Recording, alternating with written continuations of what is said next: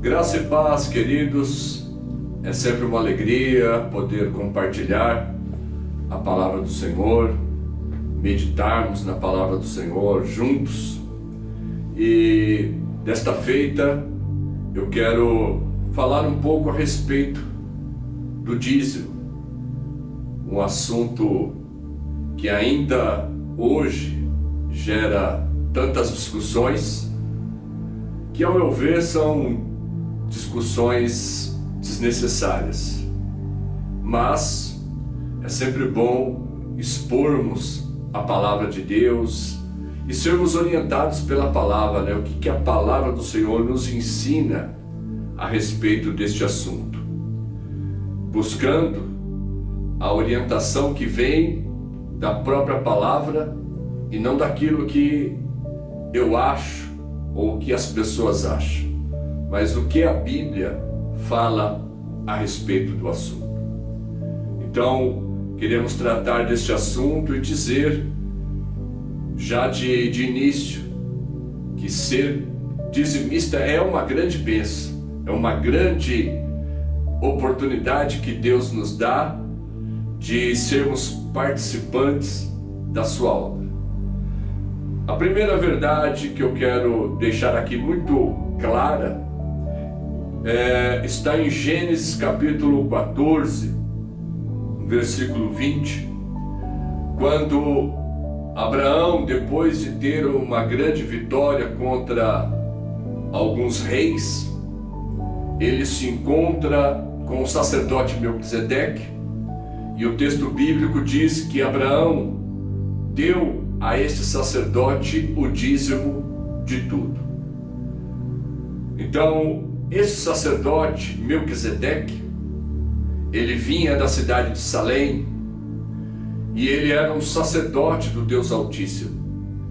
Abraão reconheceu nele a autoridade sacerdotal e a autoridade de um sacerdote que está a serviço do Senhor. E por isso, Abraão lhe deu o dízimo de tudo. Então, qual é a grande verdade? Abraão está entregando o dízimo, e é a primeira citação bíblica a respeito do assunto, e isto se dá há pelo menos 430 anos antes da lei. Portanto, o argumento para aqueles que não querem ser dizimista ou querem provar algo contra, dizendo que o dízimo é algo que estava na lei, estão biblicamente equivocados. Abraão deu o dízimo de tudo a Melquisedeque, e isto aconteceu 430 anos antes da lei ser entregue a Moisés. Então, este argumento de que não precisamos ser dizimista porque seria algo que está na lei é falacioso, é equivocado, é biblicamente errado, porque o fato de Abraão ter dado o dízimo e tê-lo feito 430 anos antes que a lei fosse entregue a Moisés comprova que o dízimo precede a lei, ele é anterior à lei. E aqui eu quero então deixar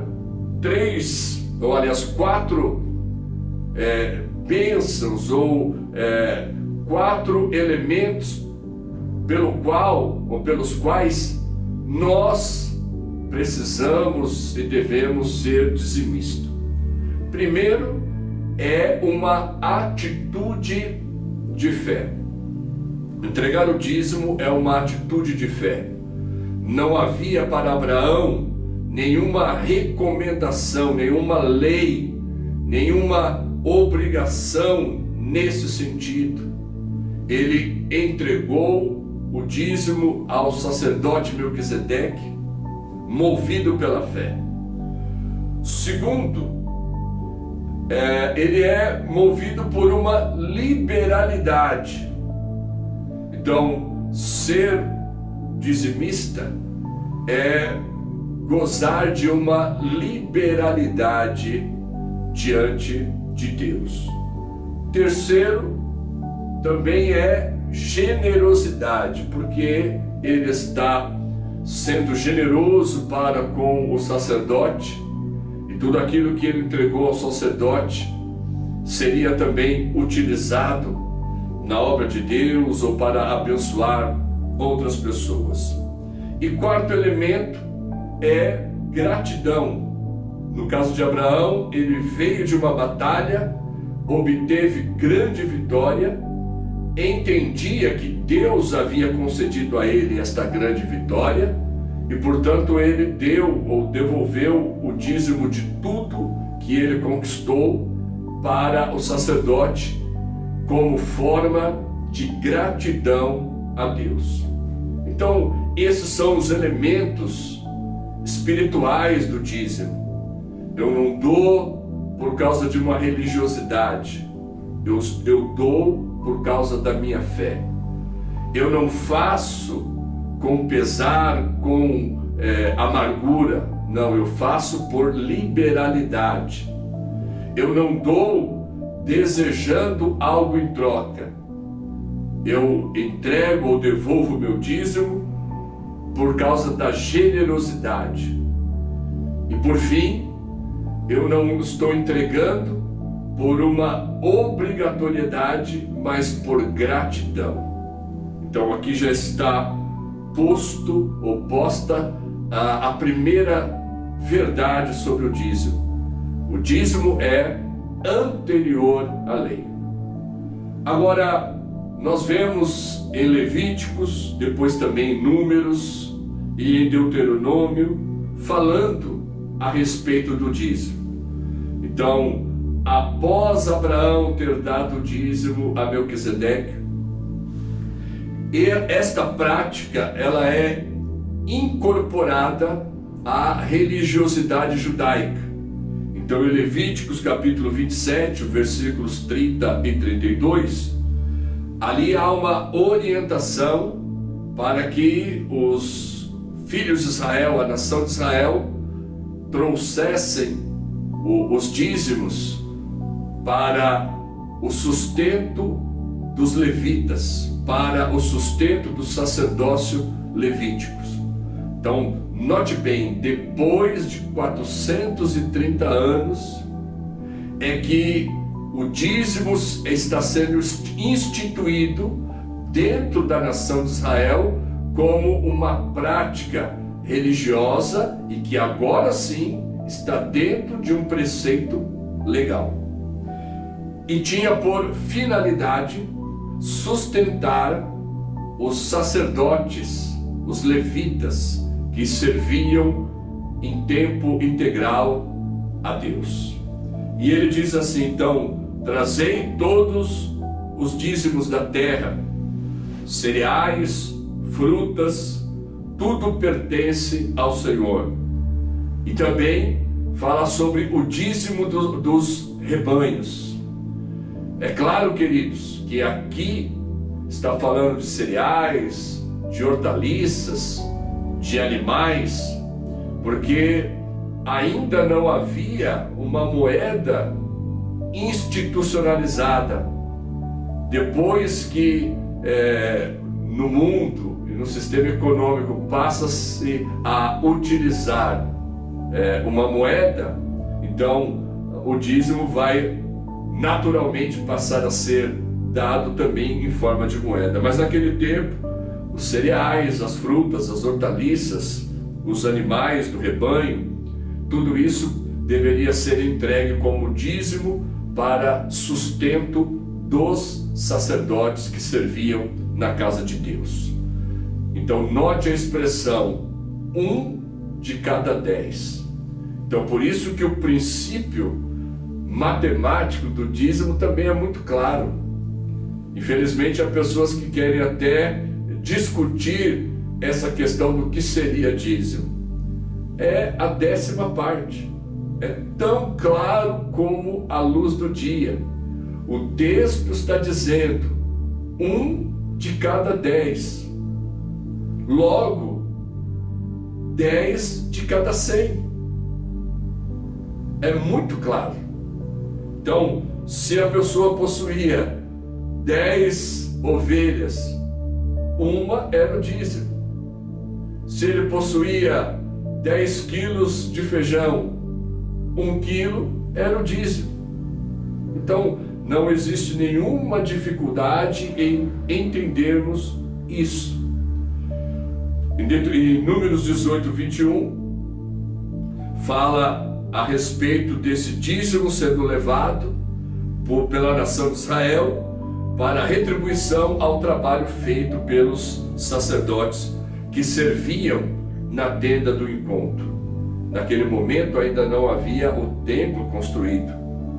Então havia o tabernáculo, onde os rituais judaicos eram realizados, e um pouco anterior a isso, a chamada tenda do encontro, lugar para onde Moisés se dirigia para ter o encontro com Deus, e havia ali os levitas que serviam ao Senhor. Também Deuteronômio capítulo 14, versículo 22, ele diz que devemos separar o dízimo de tudo o que a terra produzir. E ali ele diz, então, de tudo que a terra produzir anualmente, deveria ser levado o dízimo para o sustento dos sacerdotes, daqueles que serviam na casa do Senhor. Portanto, queridos, o texto é muito claro.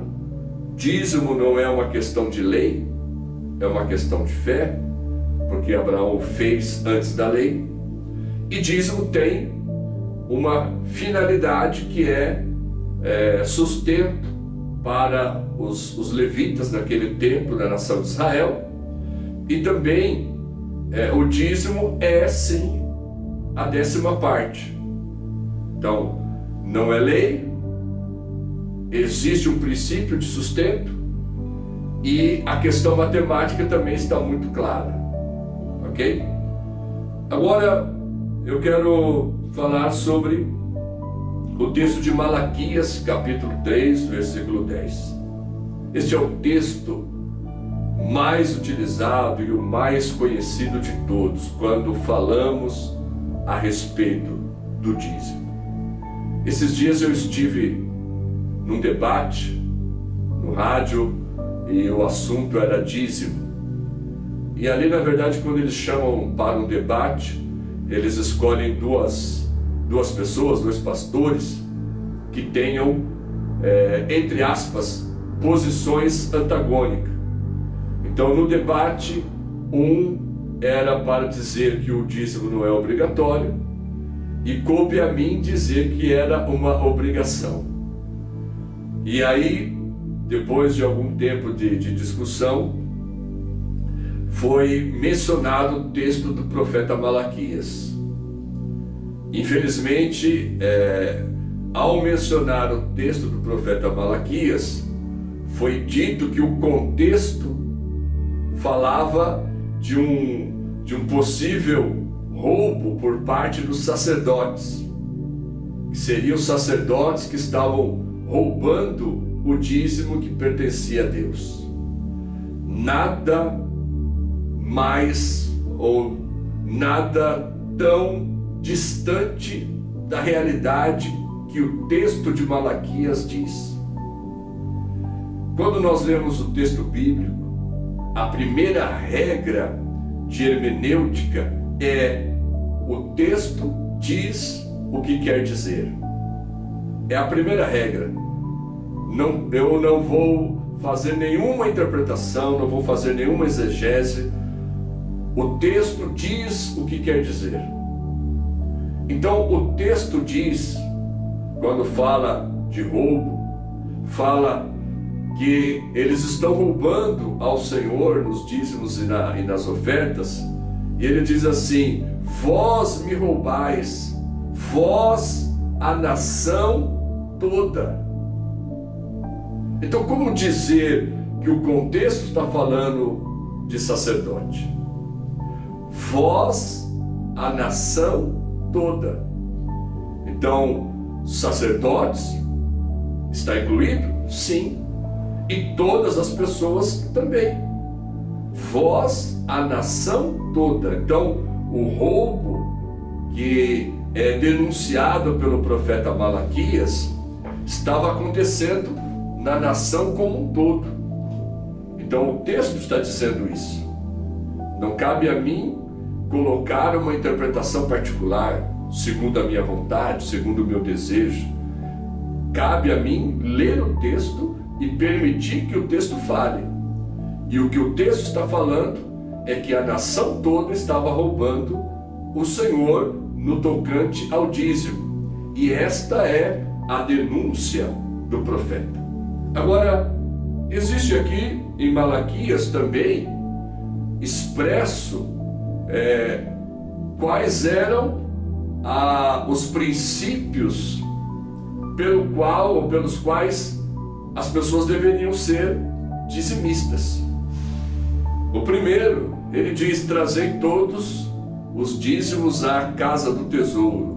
Então, nos dias de hoje seria a tesouraria. A casa do tesouro é a tesouraria. Para que isso deve ser? Os dízimos devem ser levados até o templo, ou a chamada casa do tesouro. É o lugar aonde as pessoas deveriam acumular aqueles bens que eram levados como dízimo à casa de Deus. Há uma história impressionante quando Neemias volta a Jerusalém e reedifica os muros.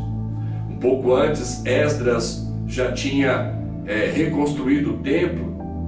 Então, Neemias encontra uma resistência muito grande por parte de Tobias e Sanbalate. E o texto diz que esses personagens, eles corromperam um sacerdote, corromperam um profeta para tramarem algo contra Neemias. E Neemias percebeu que havia uma trama e, por ser um homem de Deus, ele se livrou daquela trama. Agora, o que eu quero contar aqui é que depois de um tempo, Neemias voltou para o seu trabalho lá no império, do qual o rei Dário havia liberado ele para voltar e reedificar os muros. Ele voltou então para a sua atividade e ficou longe mais de um ano de Jerusalém. E quando ele voltou, haviam construído ou permitido a Tobias e Sanbalate morarem dentro do templo, na casa do tesouro, no lugar aonde era entregue os dízimos. Houve uma profanação. Agora, nós precisamos entender que o princípio do dízimo é para mantimento. Ele diz: trazer todos os dízimos à casa do tesouro, para que haja mantimento na minha casa, que haja este suprimento na casa de Deus. O segundo princípio aqui, apresentado por Malaquias, diz respeito a fazermos prova de Deus. Não existe em outros lugares onde o próprio Deus chama o homem para fazer prova dele. Apenas aqui, no texto de Malaquias, o Senhor diz que no tocante ao dízimo, o homem pode fazer prova de Deus. Ao devolver o dízimo, ao entregar o seu dízimo na casa do Senhor, você está autorizado biblicamente pelo próprio Deus a fazer prova dele. Eu ouvi esses dias um comentário do pastor dizendo assim: sabe quem é contra o dízimo? Só quem não é dizimista. Todos que são dizimistas são a favor do dízimo e sentem alegria, prazer em ser dizimista. Então, o texto bíblico diz que o próprio Deus convida o povo a fazer prova dele neste tocante. Provar se o Senhor vai de fato abençoar ou não, se Deus continuará sendo fiel ou não. Veja, o próprio Deus autorizando as pessoas a fazer prova dele. E terceiro, ele diz que vai nos abençoar. Há pessoas que leem a Bíblia de forma distorcida. A impressão que eu tenho é que alguns acham que o Deus do Antigo Testamento só se converteu no Novo. Nada mais equivocado. Deus é e sempre será o mesmo. Tiago diz que em Deus não há mudança e nem sombra de variação. Deus não mudou, Deus não muda. Preceitos mudam, leis podem ser mudadas, mas Deus não mudou. Então, o mesmo Deus que eu digo que é o meu Senhor, e cito o Salmo 23 dizendo: o Senhor é o meu pastor e nada me faltará, este mesmo Deus é aquele que está dizendo que vai nos abençoar pelo fato de sermos dizimistas. Podem argumentar, bom, mas existem outras pessoas que não são dizimistas e estão prosperando financeiramente? Claro, a Bíblia diz que Deus faz chover sobre justos e injustos.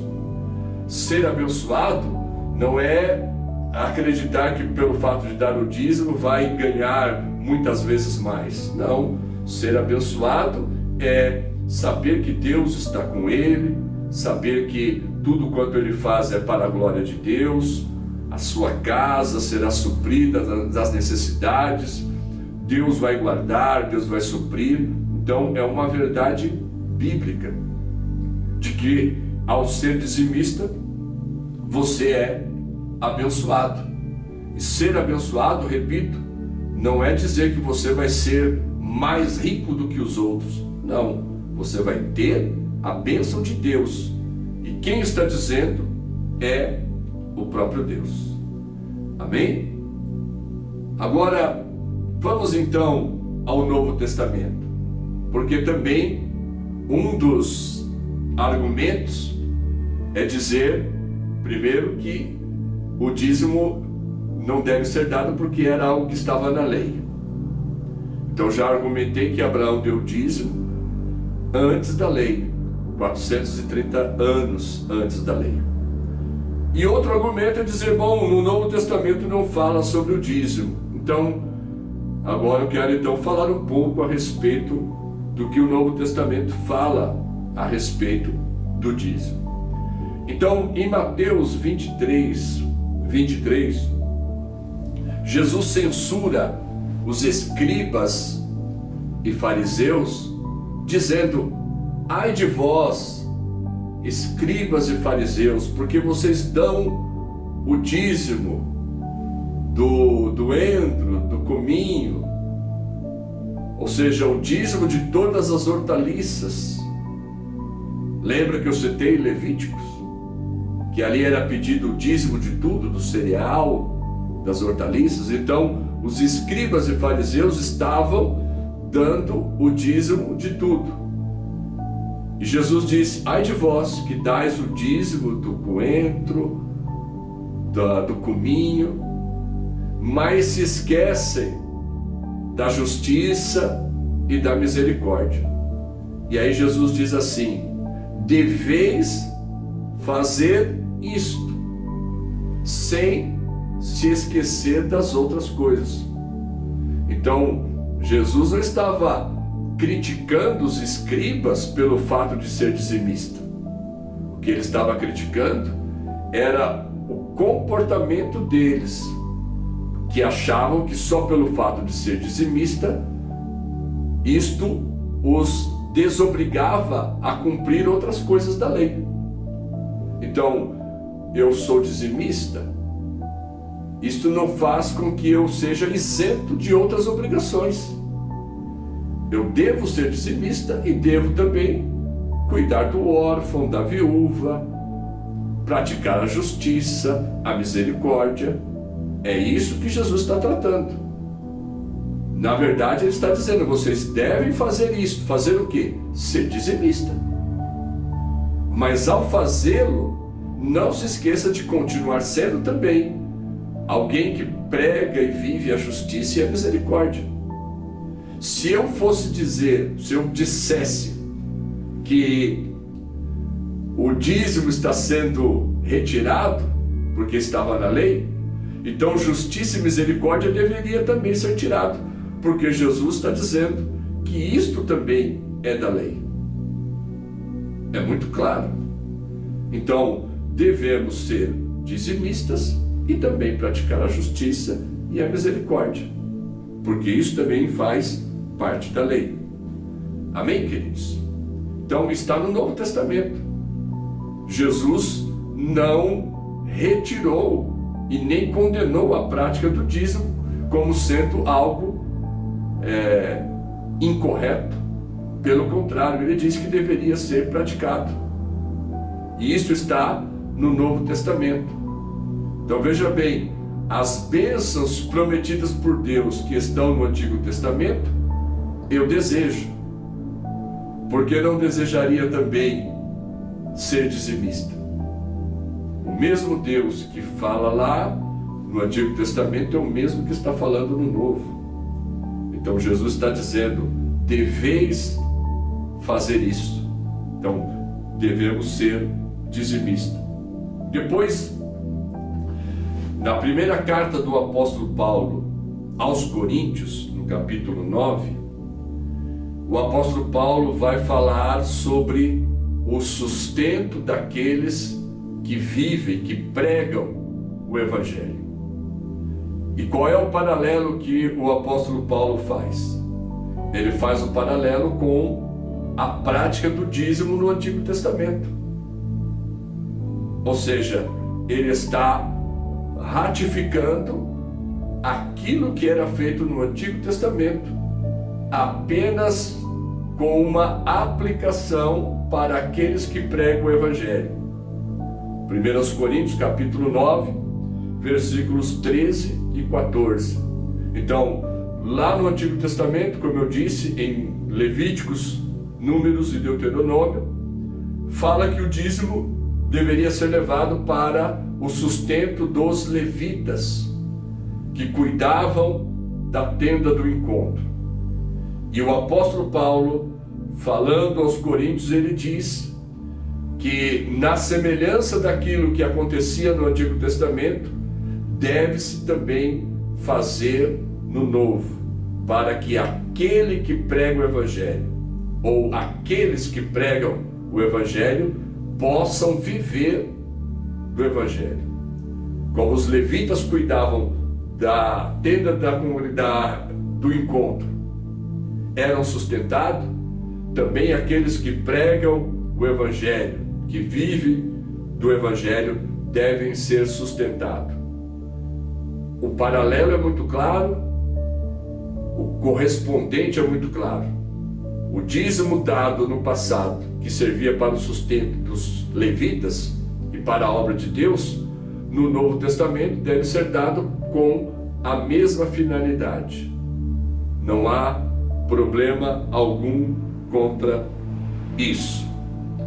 E depois, o texto de Hebreus também, quando fala sobre o sacerdote ou sacerdócio de Cristo, o autor aos Hebreus também traça o paralelo entre o sacerdócio de Melquisedeque e o sacerdócio de Cristo. Da mesma maneira que foi dado o dízimo a Melquisedeque, também é dado o dízimo ao sacerdote Jesus, que é o sacerdote segundo a ordem de Melquisedeque, mas que tem um ministério superior ao próprio Melquisedeque. Quem é maior, Melquisedeque ou Cristo? É claro que Cristo é maior. Cristo ofereceu-se a si mesmo como sacrifício pelos nossos pecados. Então, assim como Abraão entregou o seu dízimo a Melquisedeque, o autor aos Hebreus diz que nós, ao entregarmos o nosso dízimo, estamos entregando para aquele que é o sumo sacerdote da nossa fé. Queridos, você, ao entregar o seu dízimo ou devolver o seu dízimo, você não está fazendo a homens, você está fazendo para Deus. Os homens, o pastor, o missionário, viverão desse recurso que o apóstolo Paulo ensinou tão claramente. Mas a tua atitude não é para com o homem, é para com Deus. O teu dízimo é entregue a Cristo, que é o nosso sumo sacerdote. E a bênção do Senhor virá sobre a tua vida. Ok? Agora, dado toda esta exposição bíblica, é preciso falar um pouco a respeito da prática na nossa igreja. Antigamente, nós tínhamos um envelope, e neste envelope havia uma senha. Não tínhamos por hábito colocar o nome das pessoas. Havia uma senha e esta pessoa sabia que aquela senha correspondia ao seu envelope de dízimo, e ela então entregava o seu dízimo na casa do Senhor. Mas ultimamente nós decidimos que não haveria mais um envelope, nem com nome e nem com senha. Hoje nós temos um envelope que está escrito dízimo, e a pessoa vai fazer entregar o seu dízimo ou fazer a sua oferta e não terá o nome. Então, a igreja, o pastor ou a sua liderança não está interessado em saber quem está sendo ou não dizimista. Até porque quem cuida disso é o próprio Deus. É um compromisso teu com o Senhor. Não há uma lista, não há um nome, não há uma senha. É algo que você vai fazer por fé, por generosidade, por gratidão, por liberalidade, por entender o que a igreja está realizando, entende que está contribuindo para a expansão do reino de Deus, e o teu nome não vai aparecer, salvo se a pessoa fizer uma transferência bancária, e aí, pelo fato de ser uma transferência, aparecerá no extrato bancário, mas nada com nome ou com senha no envelope. Agora, o dízimo vai cumprir esta finalidade, fazer com que a obra do Senhor vá adiante. É preciso dizer que, se você não é dizimista, de alguma maneira você está sendo beneficiado por aqueles que são. Eu preciso ser verdadeiro com você, porque se você vem à igreja e goza de tudo aquilo que existe na igreja, o conforto, o som, o ar-condicionado, enfim, tudo que existe na igreja existe porque alguém é dizimista. E se você não é, você desfruta dos benefícios daqueles que são. Então, poderia aqui fazer uma pergunta: é correto que alguém faça por você o que você deveria fazer? Reflita na palavra do Senhor, que o Espírito Santo possa te convencer a ser fiel ao Senhor nos seus dízimos e nas suas ofertas. Que Deus possa te abençoar ricamente. E nós queremos que a obra do Senhor avance, queremos conquistar, queremos abrir novas frentes, melhorar a estrutura da igreja. Agora, neste tempo de tecnologia, nós precisamos avançar nesta área. Então, tudo isso depende de dinheiro, de recursos financeiros. E os nossos recursos advêm dos dízimos e ofertas daqueles que são fiéis ao Senhor. Que Deus possa te abençoar, que Deus possa fazer com que você prospere em tudo quanto você fizer. O Deus que faz cair a chuva sobre todos, continue te abençoando. Esse é o nosso desejo, mostrar a verdade da palavra e desejar e orar para que o Espírito Santo convença a cada um. Amém? Que Deus te abençoe. Nós vamos fazer aqui uma oração pedindo a bênção do Senhor sobre a tua vida. Senhor meu Deus, temos compartilhado a tua palavra com a maior transparência possível, permitindo que a tua palavra nos diga, nos ensine aquilo que é verdade e correto. Que o teu Espírito Santo possa falar aos corações e que as pessoas possam compreender as verdades da tua palavra e pelo teu Espírito, na liberalidade, na generosidade, na gratidão, pela fé, possam ser fiéis, dizimistas e ofertantes da tua casa, para que a tua obra possa seguir adiante, para que possamos avançar em muitas frentes. Eu quero desejar, eu quero abençoar todos os teus filhos, em nome de Jesus. Amém? Que Deus te abençoe. Fique na paz do Senhor.